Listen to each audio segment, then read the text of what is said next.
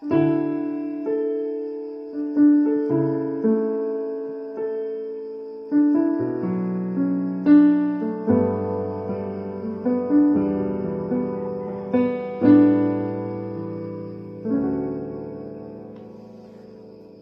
maayong buntag kaninyong tanan.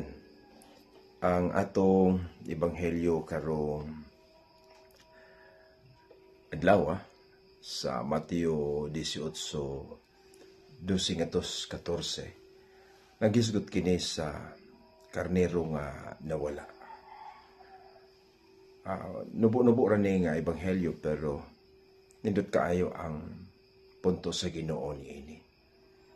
Nga kung mawad-an ka sa usa ka karnero, doon na kay usa ka gatos, biyaan nimo ang 99 aron sa pagpangita sa usa.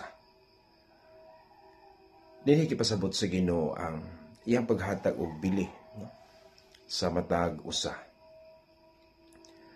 Ang kada tao, kada makasasala, bisag makasasala siya, gitagaan sa bilis sa Ginoo.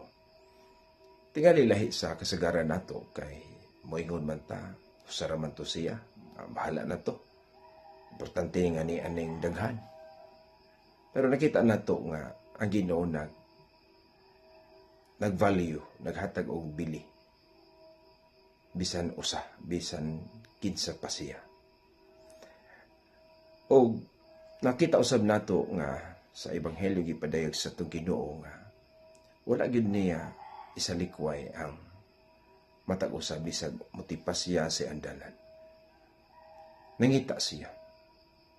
Biyaan ang 99 ug pangitaon ang usa.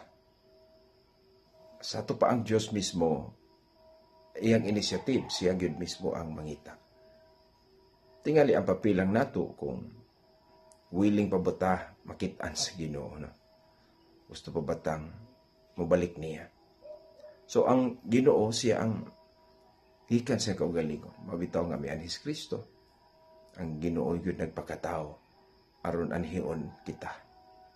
Luwason ta sa atong pagkamakasasala.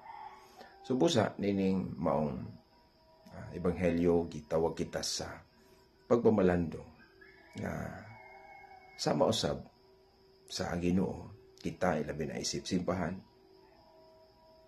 Anatay kasing-kasing nga mangita sa mga nawala. Matud pa the lost, the last, and the least. Tinood na, mabati tao sahay nga, saban ni sila, pasagdan na lang nato sila. Pero dili ta mawad-an sa paglao mga ita sa grasas Ginoo, nga padayon ta, nga mangita. So mabita po ni atong paningkamot, maigsuon, nabulag diha sa itong pagtuo, nabulag diha sa itong kinabuhing Kristohanon, manikamot ta sa pag-adto kanila, nga mabalik unta sila. Kinsa man gyud ning mga nangawala, no? Dili lang tingali sa nawala, nabulag sa simbahan, nabulag sa pagtuo, kundi mahimong kauban nato sa pamilya, medyo nagpalayo, mga makasasala, mga bisyoso nga usahay, mayon sila dili na may muduol sa Ginoo, maulaw na mis Ginoo. So kining maong mga tao, dapat ni tagaan nato mo-extend ta sa atong pagtagad kanila.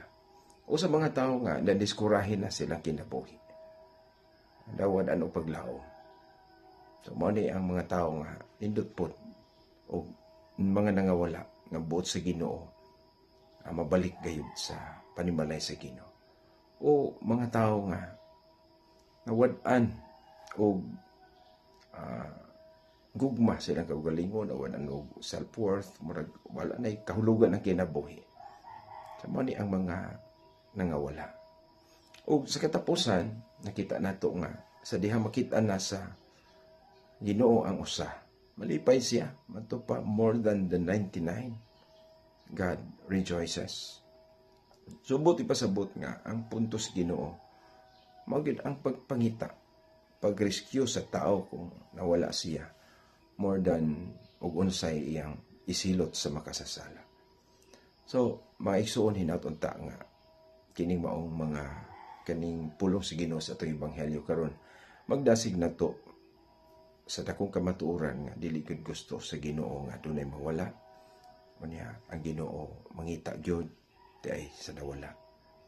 Ang Ginoo malipay kung sa atong pagkawala mo balik kita niya. Busa sa atong kinabuhi, sa atong pagpakasala nahisama buntas na nga wala. Ang ato lang, we are also challenged to be willing nga makabalik diha sa sabakan sa atong Ginoo. Salamat.